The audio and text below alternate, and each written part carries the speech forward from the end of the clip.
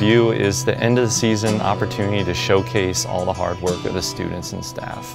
This entire show is a tribute to her. It's just a huge show. She's basically like my second mom. I think it's the same reaction with everybody. Came back with that it was malignant and that she did have cancer. She's worried about her health. She's worried about how it would impact her studio. She tried to be positive through the whole chemo experience. When they did the CAT scan, we found out that the cancer treatment hadn't worked at all. And then on May 12th, she passed away. One thing I really wanted was for her to go to the studio one last time, just because it was important to her.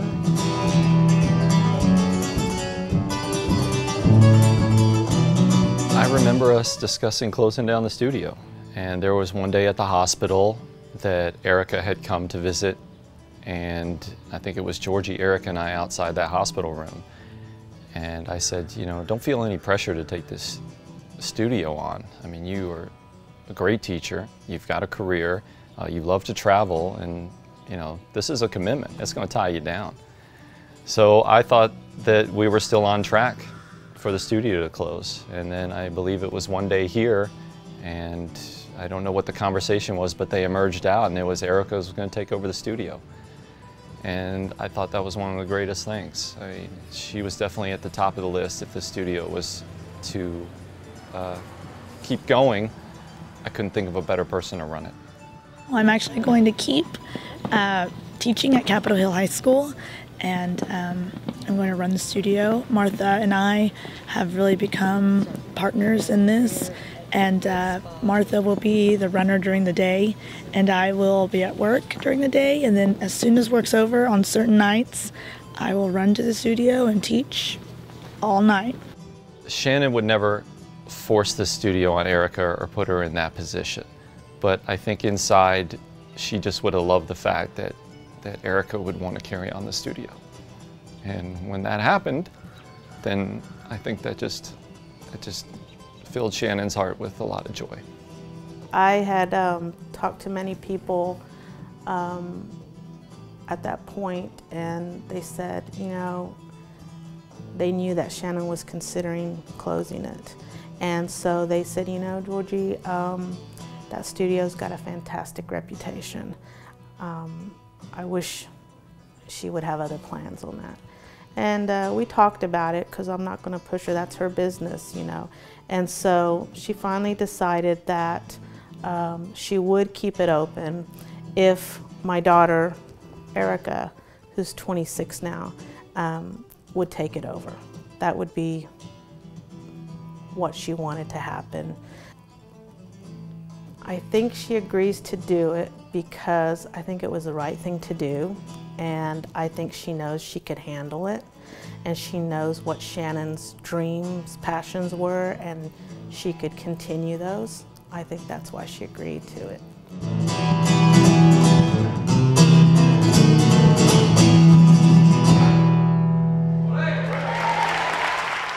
Shannon Yolanda Calderon Primo went home to be with the Lord on May the 12th, 2015. She met her husband, Ed, Silver Spring, Maryland, at a gathering with mutual friends. Shannon graduated from Northwest Classic, attended OCCC before purchasing the dance studio from Jimmy Carol Allen Crow, becoming proprietor of the Everything Goes Dance Studio. She spent 17 years as the director and owner, spreading her passion for dance, making it her mission to share the joys of dance with Oklahomans through teaching performances to countless students. Shannon taught jazz, tap, ballet, Latin, hip hop, and flamenco. As you know, she was given one of God's greatest gifts, passion. And if you look around here today, you can see that each and every one of us were touched by that passion. She was my first dance teacher in jazz, tap, and flamenco. My boss when I worked for her at the dance studio. My dance partner, and of course, my aunt. As my teacher, I remember her teaching me that it didn't matter if you were dancing for thousands of people or for one person. That one person deserves a great show and your best effort. I remember her telling us kids before we would go on stage, "Okay guys, there's a lot of important people out there. We have to put on a great show, so give it your all." I always remember feeling like I was going to throw up. I can't recall ever meeting those important people, but I think, looking back on it now, every single person in the audience was that important person. When I walked into a room with Shannon, she made me feel 10 feet tall. She was so engaging. Everyone mattered. Didn't matter who they were. And she treated them with love and respect. And when Shannon was in the room, there were no wallflowers. She would peel you right off. She just draws you in. But she learned that from her family. And I love this family. Shirley and George, you gave me the greatest gift of all. You gave me your daughter, Shannon. We had many pastimes together. She loved to travel, and I was able to take her to a lot of places. When I started writing them down, I couldn't believe all the ones we went to. We went to Florida and Philadelphia, Annapolis, DC, Virginia, Delaware, Michigan, Vegas, Seattle, Vancouver, thanks Mom, Boston, Caribbean cruise, New York State, and her favorite, New York City. Oh, she lit up when we were walking down the streets in Times Square. Hard to take in a show. On Sundays, we would go into the historic district, and we would tell realtors that we were looking for a home for one of our relatives. But we ended up buying one of those historic homes before time than not. Shannon had this thing called duende. When Shannon let out her duende, she could make people feel things that they didn't even know they could feel. Emotions that they had been searching for that had been lost. She gave people hope. And then there was her true calling, dance. I may be known as Master Chief Ed Primo in the Navy, but in the dance world, I'm just known as Miss Shannon's husband. I've been voluntold for workshops to up the guy quota. Asked to help up stages and props, get things from point A to point B, and even work on the show. It was all worth it to see her dance. She was beautiful, moving with such grace and freedom. I love to watch her dance. She wanted me to make sure I told you all that the studio would continue to flourish, with me continuing in her place. She had been training me all my life. God gave me her for this moment. Her name will never fade or be forgotten. I know she affected many lives, and I know she gave many people so many opportunities. She was a pioneer in the Hispanic community, and I promised her that I would continue her legacy in the same ways.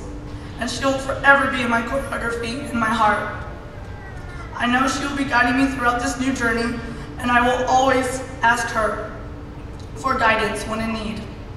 She has brought my family and the community closer together as one. And I hope that is something that never fades, for I know she will never fade in me. Ole, Tia Shannon. But most of all, I loved it when she'd take my hand.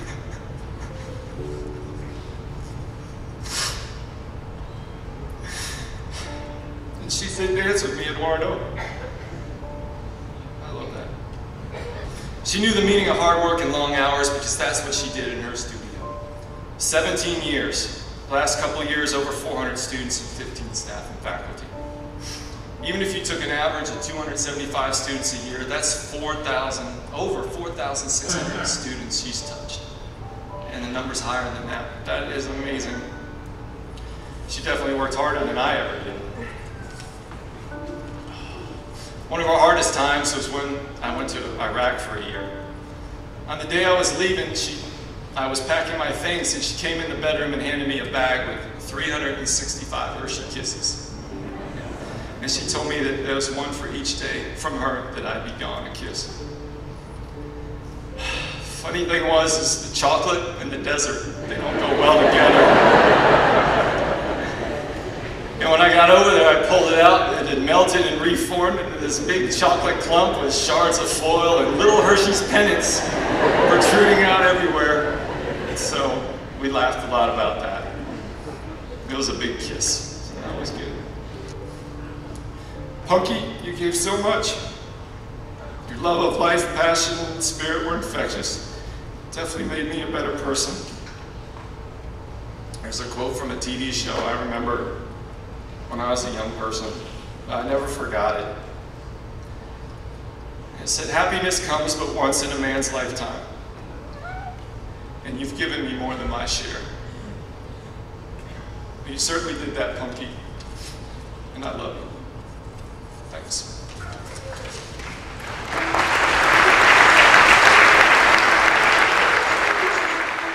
Ladies and gentlemen, damas y caballeros, please give a big, warm bienvenidos.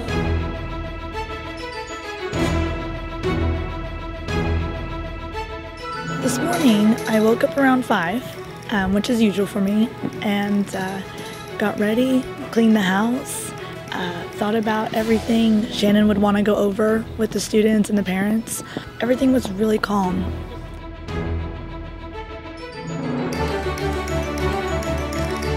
I arrived here around 7:30, met with the crew at Rose State. They were so considerate and so sympathetic with me, and parents started arriving, and we started on time, and we're actually running a little ahead right now, and that's great. It's great.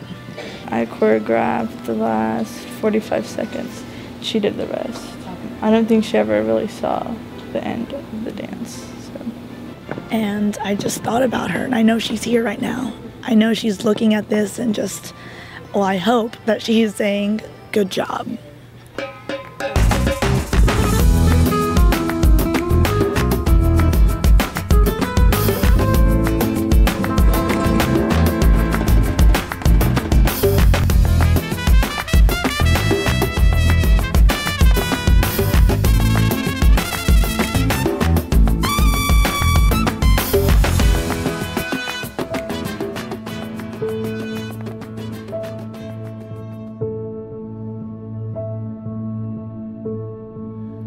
I don't know the name of it, but when I hear that song, I know. And there was a girl that had the same dress on. So when she would turn around and her back was to the audience, it kind of made me think it was her. Well, it was a bittersweet feeling, but there was kind of a, I'm going to use the word easiness. I think Erica just kind of flowed, just stepped right on in there, and she'd been to many of those. She knew what Shannon expected. On the other hand, I was like, I hope she doesn't get overwhelmed, you know, but she did very well. And she said she felt like Shannon was with her, and Shannon was, you know, guiding her how to do things. And I agree with that. I think she did a really good job. The other thing you may have heard about is the butterfly flying around. And, you know, we equated that to Shannon because there's a story tied in with her with the butterfly. And you know, I've been to many of those reviews at Rose State, and there was never a butterfly flying around. You know, I heard little kids right before they would go on stage, and they said, "We've got to do this for Miss Shannon," and so you could hear all the, even though there were people that were crying, you know, really sad. The show, how it affected me, there's a couple numbers that Shannon did all the time, and those are the ones that, you know, really touched me, and you know, they were tears of joy, but they hurt. My brother Ernie is incredibly emotional. because he's worked with her very closely over the years. He's the hip hop teacher, and he felt that she was there, her presence were there. My mom, everybody. But she had it in her mind, she wanted that show to happen. And then Erica came with the great news that she wanted to take the studio. When Shannon bought the studio in 1996 from Jimmy and Carol, so I'm sure that there was a legacy that she wanted to keep going, but in the end she made it her own, and she took it to the next level. And that's the success I want Erica to have. Obviously she'll always pay tribute to her aunt, but Shannon wouldn't expect anything less for Erica to pay tribute, but at the same time take hold of the reins and make it her own. That was her life. That was so important in her life. And you know, if your flower fell off during your performance, if your hat fell off, you keep going. And I guess that's the way she feels. If I pass away, the show will go on. And it's just, she's so strong-hearted and one of those kids. They worked so hard to learn those dances, and how exciting it is to be on the big stage with the lights and the people clapping for you. And so she wanted those kids to have that experience. I mean, she wouldn't have taken that away for anything. She wouldn't have.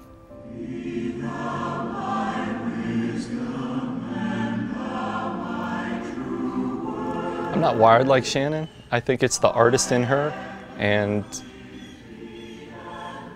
Shannon has a passion. I don't have it. I fed off it, but when you're that passionate about something, you want it to go on forever. You want it to be shared as far and wide as it can be shared, and that's her legacy.